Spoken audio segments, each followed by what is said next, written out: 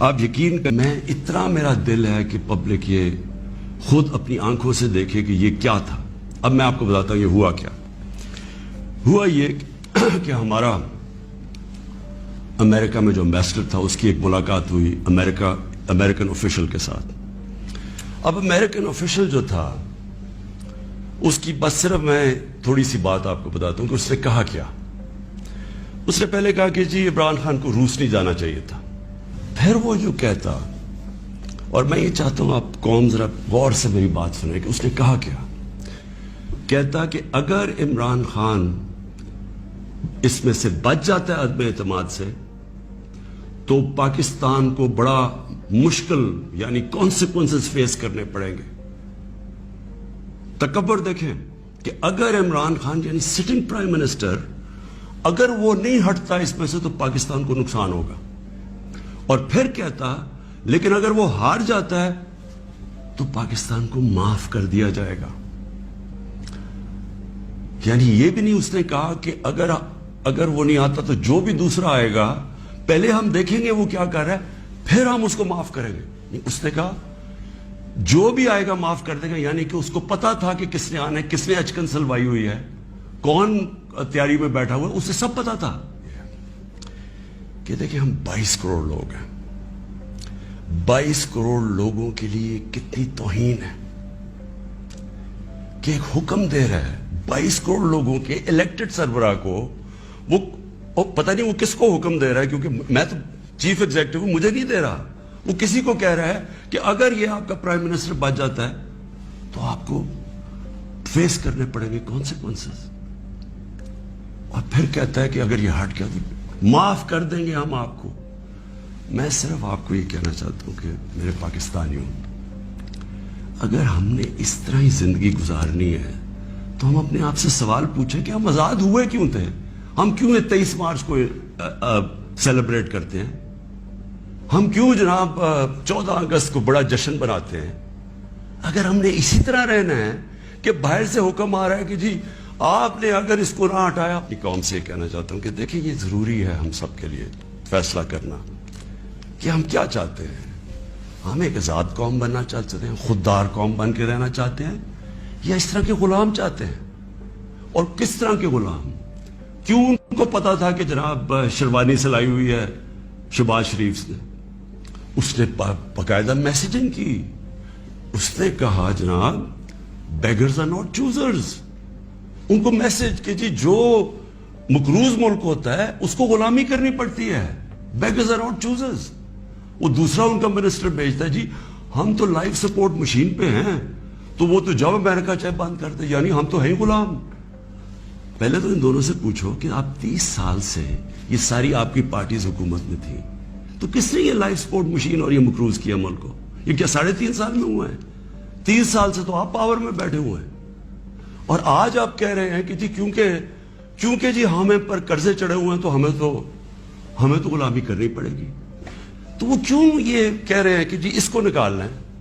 کیا میں نے ان کے غلطی کی ہے؟ کیا جرم کیا ہے؟ اور میں آپ کو بتاتا ہوں جرم کیا ہے.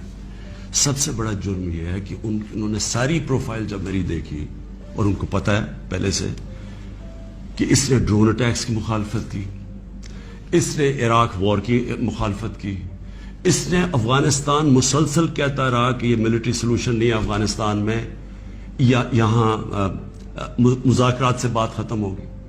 اس نے ڈرون اٹیکس جب ہوئے یہاں، یہی جو بیگرز آر ناٹ چوزرز یہ اور اس کا بھائی جب پاور میں تھے اور آصف زرداری، تو 400 ڈرون اٹیکس جب پاکستان میں ہوئے تو کس نے بولا؟ کس نے مظاہرے کیے؟ کس نے دھرنے دیے؟ عمران خان نے دیے. تو ان کو سب پتا تھا. ان کو یہ پتا ہے کہ عمران خان نہ اس کی کوئی چوری کے پیسے باہر پڑے ہیں، نہ اس کی کوئی جائیداد باہر پڑی ہے، نہ اس کے کوئی باہر بینک اکاؤنٹس ہیں، یعنی کہ وہ کنٹرول نہیں ہو سکتا. تو لہٰذا یہ اس کا قصور ہے کہ کیونکہ وہ ہمارا پتلا نہیں بن سکتا اس لیے اس کو ہٹانا بڑا ضروری ہے. اور یہ سارا کچھ جو ڈرامہ ہو رہا ہے یہ صرف ایک آدمی کو ہٹانے کے لیے ہو رہا ہے. تو 400 ڈرون اٹیکس میں نے بتایا، یہ کبھی ان کے منہ سے سنا تھا کہ یہ ہر ہیومینیٹیرین لاز، ہر ہیومن رائٹس کی وائلیشن ہے کہ آپ آپ ان کی مدد کر رہے ہیں, آپ قربانیاں دے رہے ہیں, اور وہ آپ ہی بمباری کر رہے ہیں. اور بمباری کس طرح لوگوں کو مار رہے ہیں؟ ایک آدمی 4000 میل سے فیصلہ کرتا ہے کہ جناب یہ دہشت گرد, اور اوپر سے بٹن دباتا ہے اور وہ نیچے مر جاتے ہیں. تو عمران خان کا بھی یہی پرابلم ہے. میں یہ کہتا ہوں کہ کسی سے ہماری لڑائی نہیں ہے, نہ میں کسی کا اینٹی ہوں, نہ کسی ملک کا اینٹی ہوں. میں صرف یہ کہتا ہوں کہ جو میرے لوگوں کے فائدے کے لیے پہلی چیز وہ ہے, میرے 22 کروڑ لوگوں کے لیے, اس کے بعد میں دنیا کی باقی چیزیں ماننے کے لیے تیار ہوں. لیکن میں اپنے لوگوں کو قربان نہیں کر سکتا کسی اور قوم کے خاطر جو ہم نے وار آن ٹیرر میں کیا ہے. میں آپ کو بتاتا ہوں, ہمارے یہاں جو صاحب اقتدار ہیں وہ ڈالرز کے لیے میں آپ کو کہہ رہا ہوں ہمیں جنگوں کے اندر پھنسا دیتے ہیں. ہم جب سوویت یونین کے خلاف جو ہم فرنٹ لائن سٹیٹ بن گئے تھے, اگر ہم ڈالر امریکہ سے ایڈ لیے بغیر کرتے تو وہ بہت اچھی چیز تھی. ہم پھر اپنے بھائیوں کے لیے, افغانستانوں کی آزادی کے لیے مدد کر رہے تھے. لیکن جب ہم کہہ رہے ہیں کہ جی یہ پینٹس ہے, ہمیں اتنے پیسے چاہیے, پیسے لے کے جب آپ کسی کے ساتھ شرکت کرتے ہیں وہ آپ کی عزت نہیں کرتے. جیسی وہ ہم افغانستان کا وہ روسی جب وہاں سے گئے 2 سال کے بعد پاکستان کے اوپر سینکشنز لگ گئی. کسی نے نہیں پرواہ کی کہ ہم نے کتنی قربانی دی. 50 لاکھ پاکستان میں ریفیوجیز تھے, کلیشنکوف, سیکٹیرین ٹیررزم, وہ سارا اس کے کسی نے نہیں اپریشیٹ کیا کہ جی پاکستان, بلکہ انہوں نے سینکشن لگا دی کیونکہ وہ ہم تو پیسے دے رہے ہیں, اس لیے کوئی پرواہ نہیں. وہ پھر 9/11 آیا, پھر ہم ان کے ساتھ چلے گئے, اور پھر ہم نے کہا جی ہم بڑی کوئی جنگ لڑ رہے ہیں. پہلے ہم فورن آکوپیشن کے خلاف جنگ لڑ رہے تھے, اب ہم کہہ رہے ہیں کہ جو فورن آکوپیشن ہے اس کے خلاف جو لڑتا ہے وہ دہشت گرد ہے. اب ہماری 22 کروڑ لوگ ہیں, ہمیں سب سے زیادہ کوشش کرنی ہے کہ کیسے ہم نے اپنے لوگوں کو غربت سے نکالنا ہے. وہ غربت سے ہم تب نکالیں گے جب ہم کسی کانفلکٹ کا حصہ نہ بنیں, جب ہم امن میں شرکت کریں, لیکن جنگ میں کسی کے ساتھ شرکت نہ کریں. اگر کوئی کہے بیسس چاہیے تو نہیں, ہم بیسس دے سکتے کیونکہ ہم پہلے مار کھا چکے ہیں اس میں. اس لیے وہ مجھے افسوس سے کہنا پڑتا ہے کہ ان کو وہ لوگ پسند ہیں جو کہ ان کی ہر بات مانیں گے, جو کہیں گے کہ بیگرز آر ناٹ چوزرز, جو کہیں گے کہ جی پاکستان لائف سپورٹ مشین پہ تو مدد کرو. ان کو اس طرح کے لوگ چاہیے, یعنی جو پہلے سے گرے ہوئے ہوں گے. وہ کہتے ہیں نا, وہ طفل کیا گرے جو گھٹوں کے بل چلے, جو گھٹوں کے اوپر بیٹھے وہ ان کو پسند ہے. لیکن میں اپنی یوتھ سے آج کہنا چاہتا ہوں کہ دیکھیں,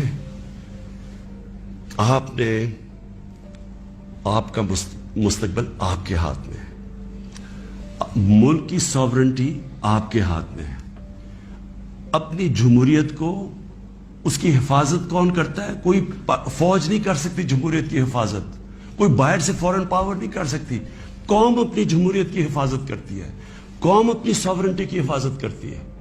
یہ جو ہماری ساورنٹی کے اوپر اٹیک ہوا ہے, میں آج آپ کو کہہ رہا ہوں, آج آپ اس کے اوپر سٹینڈ نہیں لیں گے, آگے سے یہ ہوا کرے گا کہ جو بھی آئے گا نا پاور میں, جو بھی آئے گا وہ پھر سب سے پہلے دیکھے گا کہ جہاں کوئی سپر پاور تو ناراض نہیں ہو رہی, اور وہ پھر وہی کرے گا جو وہ چاہیں گے, کیونکہ اس کو ڈر ہوگا کہ انہوں نے 5, 10, 15 ارب روپیہ خرچ کرنا اور میری کرسی الٹا دینی ہے. جس طرح یہ ہے کہ بیگرز آر ناٹ چوزرز, اسی طرح کے لوگ آئیں گے. ہم امریکہ کو بار بار ان کو سمجھائیں کہ ہم کوئی میں عمران خان اینٹی امریکن نہیں ہے, لیکن ہم نے بڑی بری حالات دیکھے ہوئے ہیں. ہم نے آپ کی ہم کوئی ٹشو پیپر کی طرح استعمال ہونے والی قوم نہیں ہے کہ آپ استعمال کریں اور پھر پھینک دیں. ہم آپ کے ساتھ جو ایک ورڈ ہوتا ہے میوچلی بینیفٹ, آپ کو بھی جس کا فائدہ ہو ہمیں بھی فائدہ ہو. ون سائیڈڈ ریلیشن شپ کسی سے نہیں چاہیے. کہ دیکھیں, میں تو یہ امپورٹڈ گورنمنٹ کو بالکل تسلیم نہیں کروں گا. میں نکلوں گا اپنی قوم کے اندر. میں تو ہمیشہ, میری تو کوئی باپ پالیٹکس میں نہیں تھا, میرا کوئی رشتہ دار یا کوئی میں پولیٹیکل فیملی سے تھا نہیں. میں نے تو شروع کی عوام کے اندر نکل کے, 14 سال مذاق اڑتا رہا. تھوڑے سے لوگ تھے میرے ساتھ, اور کرتے کرتے اللہ کا کرم ہے کہ ایک دن اللہ نے عوام کے دل میری طرف موڑ دیے. اس لیے وہ ہندوستان میں جو بیچارے مسلمانوں کے اوپر آج کل اتنے برے حالات ہیں, وہ انہوں نے بھی ووٹ دی تھی پاکستان کے لیے. انہوں نے اس لیے نہیں دی تھی کہ ہم آ کے ایک امپورٹڈ گورنمنٹ کے نیچے ہم بیٹھ جائیں اور ہم جی حضوری کریں اور ہم کہیں جی ہم تو بیگرز آر ناٹ چوزرز. اس لیے نہیں پاکستان بنا تھا.